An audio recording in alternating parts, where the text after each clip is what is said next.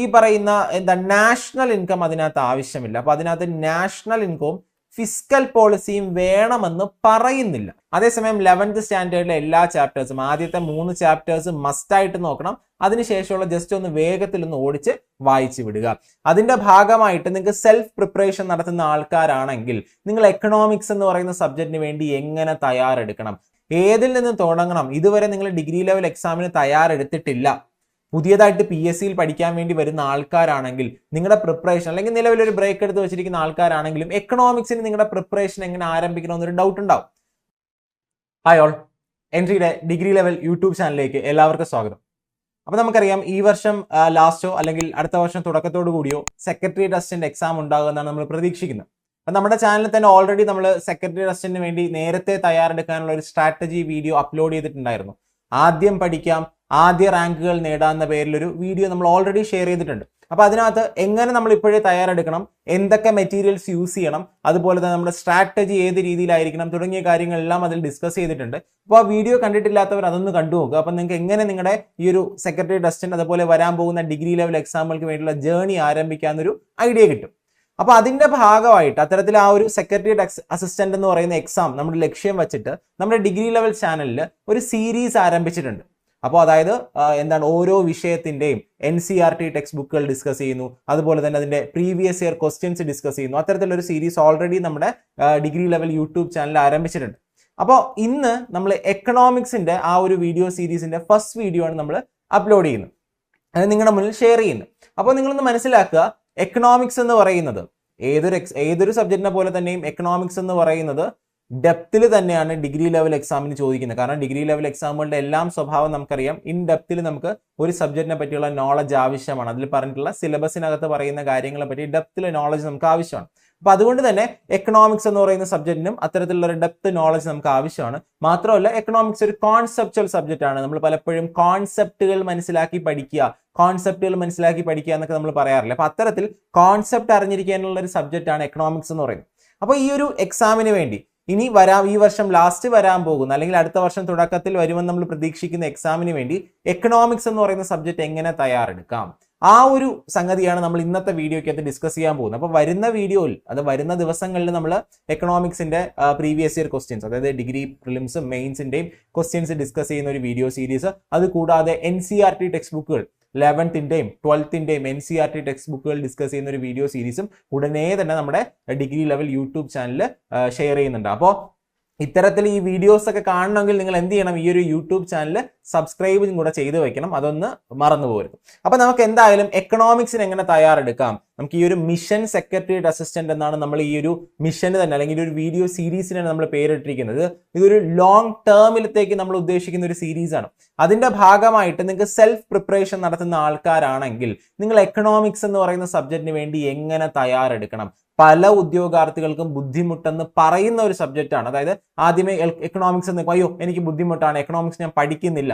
പക്ഷെ നിങ്ങൾ അങ്ങനെ വിചാരിക്കരുത്. കാരണം 5 മാർക്കിനാണ് എക്കണോമിക്സ് പ്രിലിംസിനും അതുപോലെ തന്നെ മെയിൻസിനൊക്കെ ചോദിക്കുന്നത്. നമ്മളിപ്പോൾ LSTSന്റെ സിലബസ് കണ്ടു കഴിഞ്ഞാൽ ഒരു സെക്കൻഡ് പേപ്പറിൽ 15 മാർക്കോളം എക്കണോമിക്സ് എന്ന് പറയുന്ന സബ്ജക്റ്റിൽ നിന്ന് മാത്രം ചോദ്യങ്ങൾ സിലബസിനകത്ത് കൊടുത്തിട്ടുണ്ട്. അല്ലെ, ഇത്ര ചോദ്യങ്ങൾ 15 മാർക്കിന് ചോദ്യങ്ങൾ വരും. അപ്പൊ അതുകൊണ്ട് തന്നെ നമുക്ക് ഒരിക്കലും ഈ പറയുന്ന എക്കണോമിക്സ് എന്ന് പറയുന്ന സബ്ജക്റ്റ് ഒഴിവാക്കി ഡിഗ്രി ലെവൽ എക്സാമുകൾക്ക് പഠിക്കാൻ പറ്റത്തില്ല. അപ്പൊ ഈ ഒരു എക്കണോമിക്സിന് എങ്ങനെ തയ്യാറെടുക്കാം എന്നുള്ളതാണ് നിങ്ങൾ ആദ്യം മനസ്സിലാക്കാനുള്ളത്. അപ്പൊ നിങ്ങൾക്കറിയാം ഈ ഒരു സെക്രട്ടേറിയറ്റ് അസിസ്റ്റന്റ് എന്ന് പറയുന്ന എക്സാം അല്ലെങ്കിൽ ഇനി വരാൻ പോകുന്ന ഡിഗ്രി ലെവൽ എക്സാമുകളെല്ലാം തന്നെ 2 ഘട്ടങ്ങളായിട്ടാണ് നടത്തുക അല്ലെ. അതിനകത്ത് പ്രിലിംസ് എന്ന് പറയുന്ന ഒരു ഘട്ടമുണ്ട്, അതുപോലെ തന്നെ മെയിൻസ് എന്ന് പറയുന്ന ഒരു ഘട്ടമുണ്ട്. ഇപ്പൊ എക്കണോമിക്സിന്റെ സിലബസ് എടുത്ത് നോക്കിക്കഴിഞ്ഞാൽ പ്രിലിംസിനും മെയിൻസിനും രണ്ടിനും സെപ്പറേറ്റ് സിലബസുകൾ PSC കൊടുത്തിട്ടുണ്ട്. പ്രിലിംസിൽ നിന്ന് ചെറിയ ചെറിയ വ്യത്യാസങ്ങൾ മെയിൻസിനകത്ത് വരുന്നുണ്ട്. കുറച്ച് കൂടുതൽ കാര്യങ്ങൾ ആഡ് ചെയ്തിട്ടുണ്ട്, കുറച്ച് കാര്യങ്ങൾ ഒഴിവാക്കിയിട്ടുണ്ട്. അപ്പൊ നിങ്ങൾ പഠിക്കാൻ തുടങ്ങുന്ന സമയത്ത്, നിങ്ങളുടെ പഠനം ആരംഭിക്കുന്ന സമയത്ത് എന്തൊക്കെയാണ് ഞാൻ എക്കണോമിക്സിൽ പഠിക്കാനുള്ളതെന്ന് അറിയണമെങ്കിൽ നിങ്ങൾ ആദ്യം സിലബസ് മനസ്സിലാക്കിയിരിക്കണം. മനസ്സിലായല്ലോ? അപ്പൊ ആദ്യം നമുക്ക് വേണ്ടത് സിലബസ് മനസ്സിലാക്കുക എന്നുള്ളതാണ്.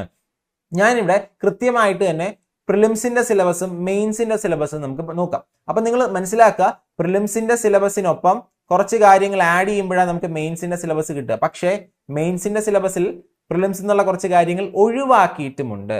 അതേതാണെന്നുള്ള കാര്യം കൂടെ നമ്മൾ നോക്കണം.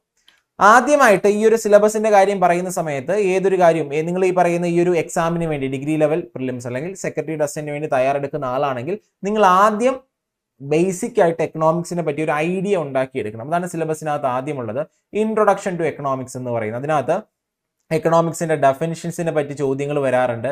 Then sectors, primary sector, secondary sector, tertiary sector തുടങ്ങിയ കാര്യങ്ങളെ പറ്റി ചോദ്യങ്ങൾ വരാറുണ്ട്. ഫാക്ടേഴ്സ് ഓഫ് പ്രൊഡക്ഷനെ പറ്റി ചോദ്യം വന്നിട്ടുണ്ട്. അതായത് ലാൻഡ്, ലേബർ, ക്യാപിറ്റൽ, അതിൽ ആക്റ്റീവ് ഏതാണ്, പാസീവ് ഏതാണ്. അപ്പൊ ഇത്തരത്തിലുള്ള കാര്യങ്ങളൊക്കെ നിങ്ങൾക്ക് എന്ത് ചെയ്യണം, ഒരു ഐഡിയ ഉണ്ടായിരിക്കണം. മനസ്സിലായല്ലോ?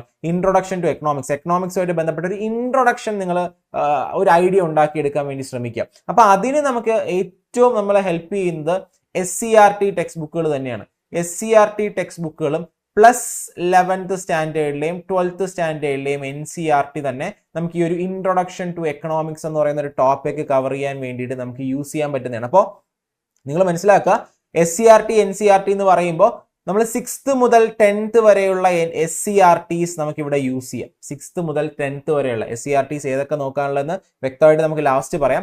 ഇവിടെ ജസ്റ്റ് ഒന്ന് പറഞ്ഞതേ ഉള്ളൂ. 6 മുതൽ 10 വരെയുള്ള SCERTക്കകത്ത് പല സ്ഥലങ്ങളിലായിട്ട് ഡെഫിനിഷൻസിനെ പറ്റി പറയുന്നുണ്ട്, പല സെക്ടേഴ്സിനെ പറ്റി പറയുന്നുണ്ട്, എന്താണ് എക്കണോമിക് ആക്ടിവിറ്റി എന്ന് പറയുന്നുണ്ട്, ഫാക്ടേഴ്സ് ഓഫ് പ്രൊഡക്ഷനെ പറ്റി പറയുന്നുണ്ട്, മൈക്രോ എക്കണോമിക്സ്, മാക്രോ എക്കണോമിക്സ് എന്താണെന്ന് പറയുന്നുണ്ട്. അതുപോലെ പല ആൾക്കാർ, Adam Smith, JM Keynes, Karl Marx തുടങ്ങിയ ഒരുപാട് ആൾക്കാരെ പറ്റി പറയുന്നുണ്ട്. അപ്പൊ ഇത്തരത്തിലുള്ള കാര്യങ്ങളെല്ലാം നമുക്കൊരു ഐഡിയ, എക്കണോമിക്സ് എന്ന് പറയുന്ന സബ്ജക്ട് എന്താണെന്ന് ഒന്ന് പരിചയപ്പെടണം. അത് നിങ്ങൾ SCERTs, നിങ്ങൾ എന്തായാലും പഠനത്തിന് വേണ്ടി SCERTs വായിക്കണം.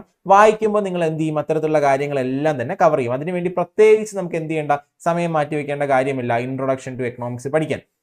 രണ്ടാമത്, മോണിറ്ററി പോളിസി എന്ന് സിലബസിനകത്ത് പറയുന്നില്ല, പക്ഷേ എക്സാമിന് ചോദ്യങ്ങൾ മോണിറ്ററി പോളിസിയിൽ നിന്ന് വരുന്നുണ്ട്. മോണിറ്ററി പോളിസി അല്ലെങ്കിൽ അതിനെ മലയാളത്തിൽ പറഞ്ഞാൽ പണനയം എന്നാണ് പറയുന്നത്. പണനയം നമുക്കറിയാം, നമ്മുടെ രാജ്യത്ത് പണത്തിന്റെ അളവ് നിയന്ത്രിക്കാൻ റിസർവ് ബാങ്ക് ഓഫ് ഇന്ത്യ പുറത്തിറക്കുന്ന നയമാണ് പണനയം.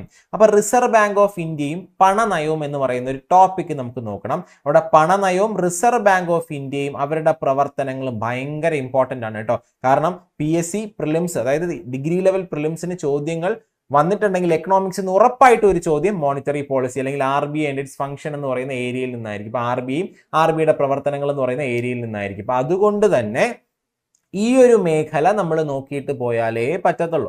മോണിറ്ററി പോളിസി എന്താണ്, മോണിറ്ററി പോളിസി ടൂളുകൾ എന്താണ്, അതുപോലെ തന്നെ എന്താണ് നമ്മുടെ റിപ്പോ, റിവേഴ്സ് റിപ്പോ, അത്തരത്തിലുള്ള കാര്യങ്ങൾ, രാജ്യത്ത് ഇൻഫ്ലേഷൻ വരുമ്പോൾ എന്ത് ചെയ്യണം തുടങ്ങിയ കാര്യങ്ങളെല്ലാം നമ്മൾ നോക്കിയിട്ട് പോകണം. അപ്പൊ ഇതിനും നമുക്ക് എന്ത് ചെയ്യണം, നമുക്ക് ഇതിനകത്ത് 12th സ്റ്റാൻഡേർഡ് NCERT ഉപയോഗിക്കാം. അതുപോലെ തന്നെ പല കറണ്ട് അഫയേഴ്സ് എന്ന് പറയുന്ന മേഖല ആയിട്ട് ബന്ധപ്പെട്ട് കിടക്കുന്ന ഒരു സാധനമാണ്. അപ്പൊ അതുകൊണ്ട് മോണിറ്ററി പോളിസി എന്ന് പറയുന്ന ഒരു ടോപ്പിക് നമുക്ക് ഡെപ്തിൽ തന്നെ എന്ത് ചെയ്യണം, നോക്കിയിട്ട് പോകണം. Then fiscal policy. Fiscal policy എന്ന് പറയുന്നത് ഗവൺമെന്റിന്റെ ധനനയമാണ്. നമ്മൾ നേരത്തെ പറഞ്ഞു പണനയമാണ് മോണിറ്ററി പോളിസി, RBIയുടെ ആണ്. ഫിസ്ക്കൽ പോളിസി ധനനയമാണ്, ഗവൺമെന്റ് ഓഫ് ഇന്ത്യയുടേതാണ്. അത് നമ്മൾ അറിഞ്ഞിരിക്കണം. ഫിസ്ക്കൽ പോളിസി ഏതൊക്കെ തരത്തിലുണ്ട്, അതിനെപ്പറ്റി ഒരു ചോദ്യം കഴിഞ്ഞ തവണ ഉണ്ടായിരുന്നു. എക്സ്പാൻഷനറിയും കോൺട്രാക്ഷണറിയും അത്തരത്തിലുള്ള ഒരു ചോദ്യം ഉണ്ടായിരുന്നു. അപ്പൊ അതുകൊണ്ട് തന്നെ എന്താണ് ഫിസ്ക്കൽ പോളിസി എന്നൊരു ഐഡിയ ഉണ്ടാകണം. കാരണം ഇതൊക്കെ മുന്നേ ചോദിച്ചിട്ടുള്ളതാണ്. അതുകൊണ്ടാണ് ഇത്തരത്തിൽ കൃത്യമായിട്ട് സിലബസിനകത്ത് ഈ ഒരു പേര് പറഞ്ഞില്ലെങ്കിലും നമ്മൾ ഇതിനകത്ത് നിങ്ങൾക്ക് എക്സ്പ്ലെയിൻ ചെയ്ത് തരുമ്പോൾ ഇത്തരത്തിലുള്ള കാര്യങ്ങൾ നോക്കണമെന്ന് പറയുന്നു. ഫിസ്ക്കൽ പോളിസി, ബജറ്റിനെ പറ്റി ഉറപ്പായിട്ടും പറയണം. അതായത് ബജറ്റ് എന്ന് പറയുമ്പോൾ ഈ വർഷത്തെ ബജറ്റ് മാത്രമല്ല, ബജറ്റിന്റെ കുറെ അവതരിപ്പിക്കുന്ന പ്രോസസ്സിനെ പറ്റി നോക്കണം. അതുപോലെ തന്നെ ബജറ്റ് ഭരണഘടനയായിട്ട് എങ്ങനെ ബന്ധപ്പെട്ട് കിടക്കുന്നു, ബജറ്റ് ആരാണ് തയ്യാറാക്കുന്നത്, എന്നാണ് അവതരിപ്പിക്കുന്നത്. അതുപോലെ ബജറ്റിനകത്ത് പറയുന്ന കുറച്ച് കാര്യങ്ങളാണ് ഡെഫിസിറ്റുകൾ. നിങ്ങൾ കേട്ടിട്ടുണ്ടായിരിക്കും ഡെഫിസിറ്റ് അല്ലെങ്കിൽ കമ്മി, ബജറ്റ് കമ്മി, ഫിസ്ക്കൽ ഡെഫിസിറ്റ്, അതുപോലെ റവന്യൂ ഡെഫിസിറ്റ്. ഇപ്പോൾ കഴിഞ്ഞ തവണ റീസെന്റ് ആയിട്ട് ചോദിച്ചു effective revenue deficit, primary deficit. ഇത്തരത്തിലുള്ള ഡെഫിസിറ്റുകളുമായിട്ട് ബന്ധപ്പെട്ട കാര്യങ്ങൾ നമുക്ക് എന്ത് ചെയ്യുന്നുണ്ട്, അത് പഠിച്ചേ പറ്റത്തുള്ളൂ. കാരണം അത് ഉറപ്പായിട്ടും ചോദ്യങ്ങൾ വരാൻ സാധ്യതയുണ്ട്, വന്നിട്ടുണ്ട്. അപ്പൊ ഇതൊക്കെ എവിടുന്ന് പഠിക്കും എന്നുള്ള ഒരു കൺഫ്യൂഷൻ ഉണ്ടാകും. പേടിക്കേണ്ട, അതെല്ലാം NCERTസിനകത്തുണ്ട്. അതൊക്കെ എവിടുന്ന് പഠിക്കണമെന്നുള്ളത് നമുക്ക് നോക്കി പറഞ്ഞു തരാം. ഇനി അടുത്തിട്ട് നാഷണൽ ഇൻകം, ദേശീയ വരുമാനം. നിങ്ങൾക്ക് അറിയാവുന്നതാണ്, നാഷണൽ ഇൻകത്തിൽ നിന്ന് പല രീതിയിൽ ചോദ്യങ്ങൾ വരുന്നുണ്ട്. നാഷണൽ ഇൻകമായിട്ട് ബന്ധപ്പെട്ട് പ്രോബ്ലംസിന് വരുന്നുണ്ട് അല്ലേ. അതായത് GDP കണ്ടുപിടിക്കുക, അല്ലെങ്കിൽ GNPFC കണ്ടുപിടിക്കുക, NNPFC കണ്ടുപിടിക്കുക, ഫോർമുല ബേസിലുള്ള ചോദ്യങ്ങൾ വരുന്നുണ്ട്. പെർ ക്യാപിറ്റ ഇൻകമായിട്ട് ബന്ധപ്പെട്ട് ചോദ്യങ്ങൾ വരുന്നുണ്ട്. അതുപോലെ തന്നെ പേഴ്സണൽ ഇൻകവുമായി ബന്ധപ്പെട്ട് ചോദ്യം വരുന്നുണ്ട്. പേഴ്സണൽ ഡിസ്പോസബിൾ ഇൻകവുമായി ബന്ധപ്പെട്ട് ചോദ്യം വരുന്നുണ്ട്. അപ്പൊ ഇത്തരത്തില് ഈ കോൺസെപ്റ്റുകൾ, എന്താണ് GDP, എങ്ങനെ GDP എസ്റ്റിമേറ്റ് ചെയ്യുന്നു, അതും GNPയും NDPയും NNPയും തമ്മിലുള്ള ബന്ധം എന്താണ്? ഈ GDP തന്നെയാണോ ദേശീയ വരുമാനം? പെർ ക്യാപിറ്റ ഇൻകം എന്താണ്? ഇനി ഗ്രോത്തും ഡെവലപ്മെന്റും തമ്മിലുള്ള ബന്ധം എന്താണ്? ഇത് തമ്മിൽ വ്യത്യാസമുണ്ടോ? ഇന്ത്യ ഒരു ഡെവലപ്ഡ് രാജ്യമാണോ? എന്നൊക്കെയുള്ള കാര്യങ്ങൾ നമ്മൾ എന്ത് ചെയ്തിരിക്കണം? അറിഞ്ഞിരിക്കണം. ഇത് കറണ്ട് അഫയേഴ്സുമായിട്ട് ബന്ധപ്പെട്ട് നമുക്ക് എന്ത് ചെയ്യേണ്ടതുണ്ട്? നോക്കേണ്ടതുണ്ട്. ഈ ഫിസ്ക്കൽ പോളിസിയുടെ കാര്യം പറഞ്ഞപ്പോൾ നമ്മൾ ഈ ബജറ്റിന്റെ ഈ വർഷത്തെ ബജറ്റും കഴിഞ്ഞ വർഷത്തെ ബജറ്റും കൂടെ എന്ത് ചെയ്തിരിക്കണം? അതായത് എക്സാം നടക്കാൻ പോകുന്ന വർഷത്തേതും അതിന് തൊട്ട് മുന്നത്തെ ബജറ്റും നമുക്ക് എന്ത് ചെയ്യണം? ഒന്ന് അറിഞ്ഞിരിക്കണം. ഓക്കെ, ഇനി അടുത്ത് ഇന്ത്യൻ എക്കണോമി ആൻഡ് പ്ലാനിങ്. അപ്പൊ നമ്മൾ ഈ പറയുന്ന എല്ലാം തന്നെ പ്രിലിംസിന് നോക്കാനുള്ള കാര്യമാണ് കേട്ടോ. പ്രിലിംസിന് നോക്കുന്ന കാര്യങ്ങളാണ് പറയുന്നത്. സെക്രട്ടേറിയറ്റ് അസിസ്റ്റന്റ് എക്സാമിന് നിങ്ങൾ ആദ്യം നോക്കാനുള്ളത്, ആദ്യം നിങ്ങൾ പഠിച്ചു തുടങ്ങുമ്പോൾ നോക്കാനുള്ള ഓർഡറാണ് നമ്മളിവിടെ കൊടുത്തിട്ടുള്ളത്. ഇതേ ഓർഡറിൽ തന്നെ നമ്മൾ പഠിച്ചു പോകണം. മനസ്സിലായല്ലോ? കാരണം ഇതേ ഓർഡറിൽ പഠിച്ചു പോയുള്ള ഗുണം നമുക്ക് എന്താണെന്ന് പറയാം. അതിനു മുന്നേ അടുത്ത് ഇന്ത്യൻ എക്കണോമി ആൻഡ് പ്ലാനിങ്. അപ്പൊ ഇന്ത്യൻ സമ്പദ് വ്യവസ്ഥയും ആസൂത്രണവും, ഇത് നമ്മൾ പണ്ട് തൊട്ടേ PSC തുടങ്ങിയ സമയം തൊട്ടേ അവർ എക്കണോമിക്സിന് ചോദിക്കുന്നതാണ്. 5 year plans, planning commission. Recent ആയിട്ട് നീതി ആയോഗിൽ നിന്നും ചോദ്യങ്ങൾ വരുന്നുണ്ട്. അപ്പൊ ഇവിടെ പഠിക്കാനുള്ളത് NITI Aayog versus planning commission എന്ന് പറയുന്ന ഒരു മേഖല നമുക്ക് നോക്കണം. നീതി ആയോഗിന്റെ ഫങ്ഷൻസ് നോക്കണം, മെമ്പേഴ്സ് ആരൊക്കെയാണെന്ന് നോക്കണം, തുടങ്ങിയ കാര്യങ്ങൾ നോക്കണം. അപ്പൊ ഈ ഒരു വ്യത്യാസം, പ്ലാനിംഗ് കമ്മീഷൻ ഇന്ന് ഇല്ലെങ്കിൽ പോലും പ്ലാനിംഗ് കമ്മീഷനും നീതി ആയോഗും തമ്മിലുള്ള വ്യത്യാസം, പഞ്ചവത്സര പദ്ധതികളെ പറ്റി എപ്പോഴും PSC ചോദിക്കുന്നതാണ്. അപ്പൊ ആ ഒരു മേഖല ഇമ്പോർട്ടന്റ് ആണ്. മറ്റൊന്ന് ഫൈനാൻഷ്യൽ മാർക്കറ്റ്. ഇങ്ങനെ ഒരു ടേം നമുക്ക് സിലബസിൽ കാണാൻ പറ്റത്തില്ല, പക്ഷെ ഇതിന്ന് ചോദ്യങ്ങൾ വന്നിട്ടുണ്ട്. ഇതിനകത്ത് മണി മാർക്കറ്റ്, ബാങ്കുകളെ പറ്റി ഇതിനകത്ത് നോക്കണം. റിസർവ് ബാങ്ക് ഓഫ് ഇന്ത്യ അവരുടെ പ്രവർത്തനങ്ങളെ പറ്റി നോക്കണം. പിന്നെ capital market, stock exchange, securities exchange board of India തുടങ്ങിയവയെ പറ്റി നമുക്ക് നോക്കണം. അതുപോലെ ടാക്സേഷൻ ഇതിനകത്ത് ഇമ്പോർട്ടന്റ് ആണ്. ഇതിൽ നിന്ന് ചോദ്യങ്ങൾ വന്നിട്ടുണ്ട്. പബ്ലിക് ഫൈനാൻസുമായിട്ട് ബന്ധപ്പെട്ടാണ് ടാക്സേഷൻ എന്ന് പറയുന്ന ടോപ്പിക്ക് കിടക്കുന്നത്. പ്രത്യക്ഷ നികുതി, പരോക്ഷ നികുതി എന്താണെന്ന് ഡയറക്റ്റ് ആയിട്ട് ചോദ്യത്തിൽ വന്നിട്ടുണ്ട്. GSTനെ പറ്റി ചോദ്യങ്ങൾ വന്നിട്ടുണ്ട്. അപ്പൊ പ്രധാനമായിട്ട് പറഞ്ഞാൽ ഇത്രയും കാര്യങ്ങളാണ് നമ്മുടെ പ്രിലിംസിന് വേണ്ടി നിങ്ങൾ നോക്കാനുള്ളത്. അപ്പൊ പ്രിലിംസിന് വേണ്ടി നോക്കാനുള്ള കാര്യങ്ങൾ ഇത്രയേ ഉള്ളൂ. യഥാർത്ഥത്തിൽ പ്രിലിംസിന് വേണ്ടി എക്കണോമിക്സിന് എന്തൊക്കെ നോക്കണം എന്ന് പറഞ്ഞാൽ നിങ്ങൾ ആദ്യം സെക്രട്ടേറിയറ്റ് അസിസ്റ്റന്റ്, ഇനി വരാൻ പോകുന്ന സെക്രട്ടേറിയറ്റ് അസിസ്റ്റന്റ് ആയിക്കോട്ടെ, SI ആയിക്കോട്ടെ, ഒരു ഡിഗ്രി ലെവൽ പ്രിലിമിനറി എക്സാം ആണ് നമ്മുടെ മുന്നിൽ ആദ്യമുള്ളത് അല്ലെ. അപ്പോൾ പ്രിലിമിനറി എക്സാമിന് വേണ്ടി നോക്കുന്ന ആൾക്കാരാണെങ്കിൽ ഇത്രയും ഈ 2 പേജുകൾ, ഈ ഒരു ഓറഞ്ച് കളറും അതുപോലെ ഗ്രീൻ കളറിലും കൊടുത്തിരിക്കുന്ന ടോപ്പിക്കുകളാണ് നമ്മൾ ആദ്യം കവർ ചെയ്യാനുള്ളത്. പക്ഷെ നമുക്കറിയാം ഈ പറയുന്ന പോലെ പ്രിലിംസ് മാത്രമല്ല ഈ ഒരു എക്സാമിനുള്ളത്, മെയിൻസ് ഉണ്ട് അല്ലേ. അപ്പൊ മെയിൻസിന് എന്തൊക്കെയുണ്ട്? മെയിൻസിന് പ്രിലിംസിനകത്തുള്ള പല ടോപ്പിക്കുകളുണ്ട്. അതിനകത്ത് എന്താണ്? ഇൻട്രൊഡക്ഷൻ ടു എക്കണോമിക്സ് നമ്മൾ അറിഞ്ഞിരിക്കണം, മോണിറ്ററി പോളിസി അറിഞ്ഞിരിക്കണം, ഈ പറയുന്ന എന്താ നാഷണൽ ഇൻകം അതിനകത്ത് ആവശ്യമില്ല. അപ്പൊ അതിനകത്ത് നാഷണൽ ഇൻകവും ഫിസ്ക്കൽ പോളിസിയും വേണമെന്ന് പറയുന്നില്ല. ശ്രദ്ധിക്കുക, സിലബസിനകത്ത് ഫിസ്ക്കൽ പോളിസിയും നാഷണൽ ഇൻകവും വേണമെന്ന് പറയുന്നില്ല. പക്ഷെ സിലബസിനകത്ത് ഇന്ത്യൻ എക്കണോമി എന്നൊരു സാധനത്തിനെ പറ്റി പറയുന്നുണ്ട്. ഇന്ത്യൻ എക്കണോമി, ഇന്ത്യൻ സമ്പദ് വ്യവസ്ഥ. അപ്പൊ അതിനകത്ത് ഇന്ത്യയുടെ ഈ വർഷത്തെ ബജറ്റ്, ഇന്ത്യയുടെ ഈ വർഷത്തെ ഗ്രോത്ത് റേറ്റ് തുടങ്ങിയ കാര്യങ്ങളൊക്കെ നമ്മൾ നോക്കണം. അപ്പൊ നാഷണൽ ഇൻകം എന്താണെന്ന് അറിയണ്ടെങ്കിലും GDP ഗ്രോത്ത് റേറ്റ്, അത്തരത്തിലുള്ള കാര്യങ്ങൾ, ഗ്രോത്ത് തുടങ്ങിയ ടേമുകളെല്ലാം ബജറ്റിന് നമ്മുടെ മെയിൻസിനകത്ത് നോക്കണം. അപ്പൊ മെയിൻസിനകത്ത് സിലബസിൽ ഫിസ്ക്കൽ പോളിസി, നാഷണൽ ഇൻകം പറയുന്നില്ല. അതിന്റെ അർത്ഥം ദേശീയ വരുമാനം കണക്കാക്കാനുള്ളത് അല്ലെങ്കിൽ GDP എസ്റ്റിമേറ്റ് ചെയ്യാനുള്ള എന്താണ് ഫോർമുല, കണക്കുകളൊന്നും നമുക്ക് നോക്കേണ്ട കാര്യമില്ല. പക്ഷെ ഒരു ഐഡിയ, പക്ഷെ ആ ഐഡിയ നമുക്ക് പ്രിലിംസിൽ തന്നെ കിട്ടും. കാരണം പ്രിലിംസിന് നിങ്ങൾ GDP, GNP, NDP തുടങ്ങിയ കാര്യങ്ങൾ പഠിക്കുന്നത് കൊണ്ട് തന്നെ പ്രിലിംസിനകത്ത് ഈ ഒരു ഐഡിയ കിട്ടും. അത് പിന്നീട് നമുക്ക് എടുത്ത് നോക്കേണ്ട കാര്യമില്ല. ഒന്ന് റിവിഷൻ പോലെ വേണമെങ്കിൽ ഒന്ന് ജസ്റ്റ് നോക്കിയാൽ മതി, അല്ലാതെ ഡെപ്തിൽ പഠിക്കേണ്ട കാര്യമില്ല. കാരണം ഫിസ്ക്കൽ പോളിസി, നാഷണൽ ഇൻകം നിങ്ങൾ ഓൾറെഡി പഠിച്ചിട്ടുണ്ട്. പക്ഷെ ഇത് ഒന്നും കൂടെ നോക്കുക. അതുകൂടാതെ ഇന്ത്യൻ എക്കണോമി ആൻഡ് പ്ലാനിംഗ് വേണം. അവിടെ കൂടുതൽ ഫോക്കസ് നീതി ആയോഗിനാണ്. മെയിൻസിന് വരുമ്പോൾ നീതി ആയോഗിന് കൂടുതൽ ഫോക്കസ് കൊടുക്കുക. ഇവിടെ ഫൈനാൻഷ്യൽ മാർക്കറ്റ് വേണോന്ന് ചോദിച്ചാൽ വേണം. കൂടുതൽ ക്യാപിറ്റൽ മാർക്കറ്റ്, ഈ ഒരു മെയിൻസിനാണ് കൂടുതൽ ഓഹരി വിപണി, സെബി, അതുപോലെ തന്നെ മ്യൂച്വൽ ഫണ്ടുകൾ, അത്തരത്തിലുള്ള സ്ഥാപനങ്ങളെ പറ്റിയിട്ട്, ക്രെഡിറ്റ് റേറ്റിംഗ് ഏജൻസികൾ, അത്തരത്തിലുള്ള സ്ഥാപനങ്ങളെ പറ്റി കൂടുതൽ ചോദ്യം വരുന്ന മെയിൻസിന്. അപ്പൊ മെയിൻസിന് നിങ്ങൾ ക്യാപിറ്റൽ മാർക്കറ്റിൽ കൂടുതൽ ഊന്നൽ കൊടുക്കുക. ടാക്സേഷൻ മെയിൻസിന് വേണം. അവിടെ GSTക്ക് കൂടുതൽ ഊന്നൽ കൊടുക്കുക. അപ്പൊ നമ്മൾ പറഞ്ഞ പോലെ എന്താണ്, ഇവിടെ 2 പേജിലും നിങ്ങൾക്ക് പ്രിലിംസിനുള്ളതാണ്. പൊതുവിൽ ഈ പറഞ്ഞ കാര്യങ്ങളെല്ലാം പ്രിലിംസിന് നോക്കണം. പക്ഷെ മെയിൻസിന് വരുമ്പോൾ ഇതിൽ ആദ്യത്തെ 2 ടോപ്പിക്കുകൾ നോക്കണം. അതിനുശേഷമുള്ള ഫിസ്ക്കൽ പോളിസിയും നാഷണൽ ഇൻകവും വേണ്ട. അതിനുശേഷം ഇന്ത്യൻ എക്കണോമിക് നോക്കണം, ഇന്ത്യൻ എക്കണോമി ആൻഡ് പ്ലാനിംഗ് നോക്കണം. അവിടെ നീതി ആയോഗിന് കൂടുതൽ ഫോക്കസ് കൊടുക്കുക. ഫൈനാൻഷ്യൽ മാർക്കറ്റ് നോക്കണം, അവിടെ ക്യാപിറ്റൽ മാർക്കറ്റിന് കൂടുതൽ ഫോക്കസ് കൊടുക്കുക. ടാക്സേഷൻ നോക്കണം, GSTക്ക് കൂടുതൽ പ്രാധാന്യം കൊടുക്കുക.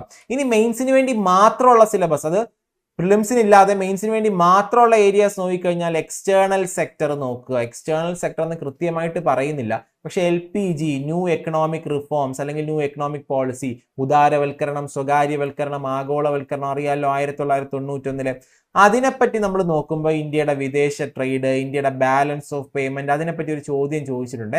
കറണ്ട് അഫയേഴ്സുമായിട്ട് ബന്ധപ്പെട്ട് ഇന്ത്യയുടെ ബാലൻസ് ഓഫ് പേയ്മെന്റ് സർപ്ലസോ ഡെഫിസിറ്റോ എന്നൊക്കെ പറഞ്ഞ് ചോദിച്ചിട്ടുണ്ട്. അപ്പൊ ആ ഒരു ഐഡിയ നമുക്ക് ഉണ്ടാവണം, എന്താണ് ബാലൻസ് ഓഫ് പേയ്മെന്റ് എന്നൊക്കെ പറയുന്നത്. അപ്പോൾ അതുകൊണ്ട് ഈ ഒരു മേഖല നമുക്ക് മെയിൻസിന് വേണ്ടി മാത്രമുള്ളതാണ്, അത് പ്രിലിംസിന് പഠിക്കേണ്ട കാര്യമില്ല. അതിന്റെ അർത്ഥം ആദ്യം നിങ്ങൾ എക്സാമിന് മുന്നേ ഇത് പഠിക്കേണ്ട. സെക്രട്ടറിയുടെ എക്സാം, അതായത് അത് നിങ്ങൾ മൊത്തം സിലബസും കഴിഞ്ഞതിന് ശേഷം നമുക്കിത് നോക്കിയാൽ മതി. ഇനി അഗ്രികൾച്ചർ സെക്ടർ, അതിനുശേഷം അഗ്രികൾച്ചർ സെക്ടർ, അതിനകത്ത് അഗ്രികൾച്ചർ സെക്ടറുമായിട്ട് ബന്ധപ്പെട്ട ടെക്നോളജിക്കൽ ചേഞ്ച്, പ്രധാനപ്പെട്ട ക്രോപ്പുകൾ, cropping pattern, agriculture finance, marketing, അതുമായിട്ട് ബന്ധപ്പെട്ട സ്കീമുകൾ, ഫുഡ് സെക്യൂരിറ്റി ആയിട്ട് ബന്ധപ്പെട്ട പിന്നെ ഗവൺമെന്റ് പദ്ധതികൾ, national food securities act, green revolution, sustainable agriculture, ഇതെല്ലാം നമ്മൾ നോക്കാൻ കാരണം ഇതിൽ നിന്നെല്ലാം 1-2 മാർക്കിനൊക്കെ പലതവണയായിട്ട് ചോദ്യങ്ങൾ വന്നിട്ടുണ്ട്. അപ്പൊ അതുകൊണ്ട് ഇത്രയും കാര്യങ്ങൾ ഇത് നമുക്ക് മെയിൻസിന് നോക്കാനുള്ളത്. അപ്പൊ എക്സ്റ്റേണൽ സെക്ടറും അഗ്രികൾച്ചർ സെക്ടറും മെയിൻസിന് വേണ്ടി മാത്രമുള്ളത്. അതേസമയം ഫസ്റ്റ് 2 പേജും പ്രിലിംസിനും മെയിൻസിനും ഒരുമിച്ച് ഒരുപോലെ നമുക്ക് പഠിക്കണം. അതിന്റെ അർത്ഥം ഈ 2 പേജുകളും ആദ്യം നിങ്ങൾ നോക്കുക, അത് പഠിച്ചതിന് ശേഷം മാത്രം നമുക്ക് എന്ത് ചെയ്താൽ മതി, ഈ ഒരു മെയിൻസിന് മാത്രമുള്ള സിലബസ് നമുക്ക് നോക്കിയാൽ മതി. അപ്പൊ ക്ലിയർ അല്ലേ? അപ്പൊ ഇത്രയും കാര്യങ്ങളുള്ളൂ, വലിയ കാര്യങ്ങളൊന്നും നമുക്ക് നോക്കാനില്ല.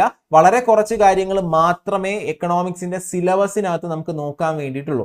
ഇനി നിങ്ങളെ പ്രിപ്പറേഷൻ നിങ്ങൾ എങ്ങനെ ആരംഭിക്കണം, ഏതിൽ നിന്ന് തുടങ്ങണം? ഇതുവരെ നിങ്ങൾ ഡിഗ്രി ലെവൽ എക്സാമിന് തയ്യാറെടുത്തിട്ടില്ല, പുതിയതായിട്ട് PSCയിൽ പഠിക്കാൻ വേണ്ടി വരുന്ന ആൾക്കാരാണെങ്കിൽ നിങ്ങളുടെ പ്രിപ്പറേഷൻ, അല്ലെങ്കിൽ നിലവിലൊരു ബ്രേക്ക് എടുത്ത് വെച്ചിരിക്കുന്ന ആൾക്കാരാണെങ്കിലും എക്കണോമിക്സിന് നിങ്ങളുടെ പ്രിപ്പറേഷൻ എങ്ങനെ ആരംഭിക്കണം എന്നൊരു ഡൗട്ട് ഉണ്ടാവും.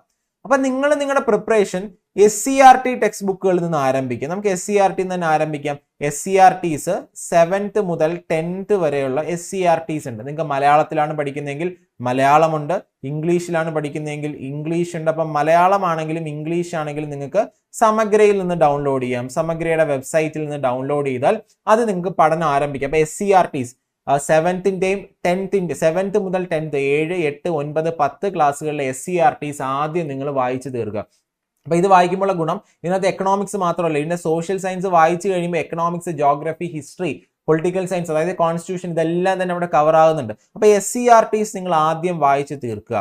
അത് കഴിഞ്ഞ് പതുക്കെ നമുക്ക് NCERT-ലോട്ട് വരാം. 11th and 12th NCERT. അതില് 11th and 12th, 11th നമുക്ക് Indian economic development, 11th Indian economic development എന്നൊരു ടെക്സ്റ്റ് ബുക്ക് ഉണ്ട്, ഇന്ത്യൻ എക്കണോമിക് ഡെവലപ്മെന്റ്. അതൊന്ന് വായിക്കുക, അതിന് മലയാളവും ഇംഗ്ലീഷും കിട്ടും. അതുപോലെ തന്നെ 12th macro economics, 12th macro economics എന്ന് പറയുന്ന ടെക്സ്റ്റ് ബുക്ക് വായിക്കുക. ഈ മാക്രോയ്ക്കകത്ത് എല്ലാ ചാപ്റ്റേഴ്സും നമുക്ക് വേണ്ട. അതിനകത്ത് നാഷണൽ ഇൻകം, ദേശീയ വരുമാനം എന്നൊരു ചാപ്റ്റർ ഉണ്ട്.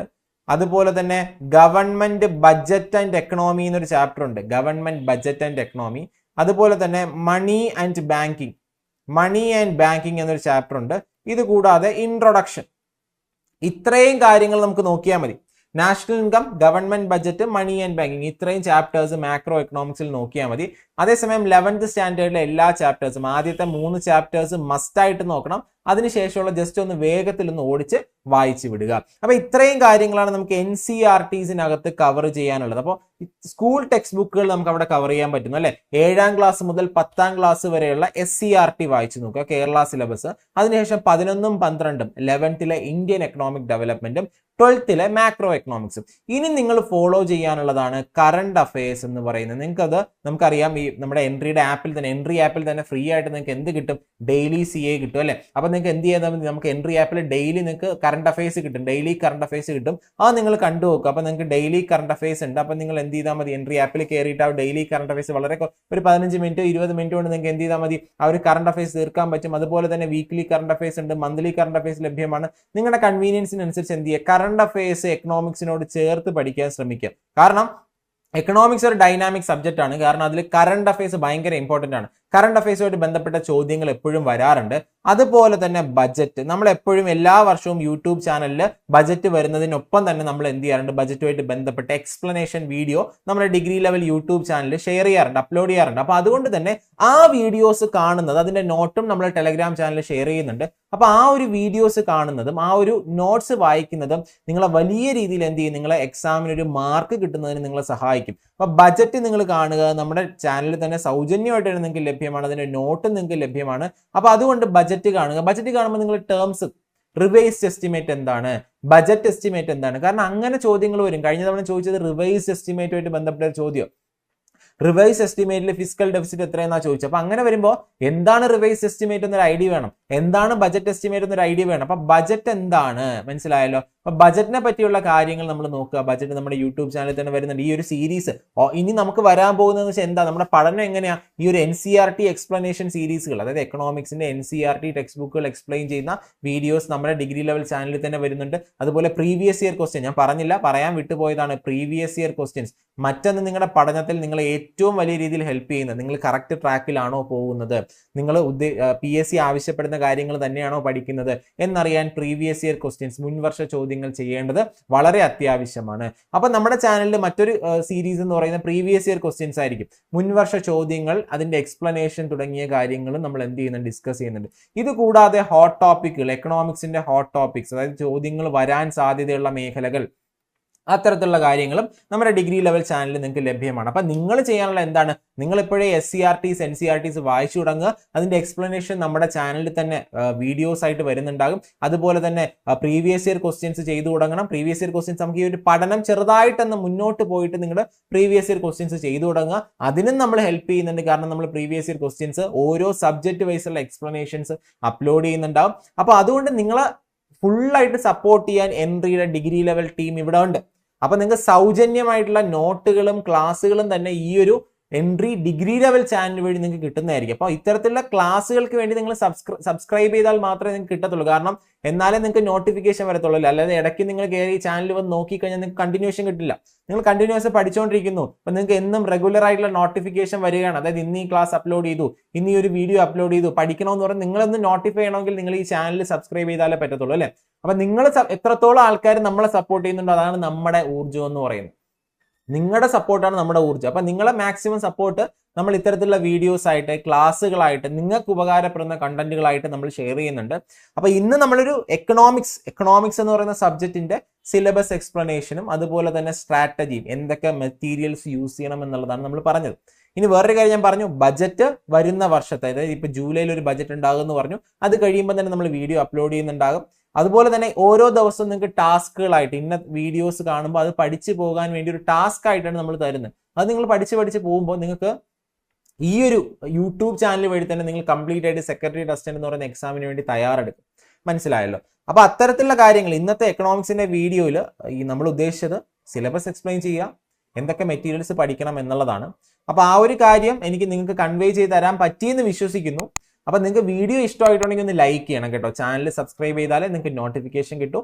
നിങ്ങളുടെ അഭിപ്രായങ്ങൾ കമന്റ് ബോക്സിൽ ഇടണം. കാരണം നിങ്ങൾക്ക് പറയുന്ന അഭിപ്രായത്തിനനുസരിച്ച്, ഇവിടെ നിങ്ങൾ പറയുന്ന അഭിപ്രായമാണ് നമ്മൾ അടുത്ത വീഡിയോയിൽ എന്ത് ചെയ്യണം, എങ്ങനെ വീഡിയോ ചെയ്യണം എന്നുള്ള കാര്യങ്ങൾ നിങ്ങളുടെ ഈ ഒരു കമന്റിനനുസരിച്ചിട്ടാണ് നമ്മൾ അതിനനുസരിച്ച് റെസ്പോണ്ട് ആയിട്ടാണ് വീഡിയോ ചെയ്യുന്നത്.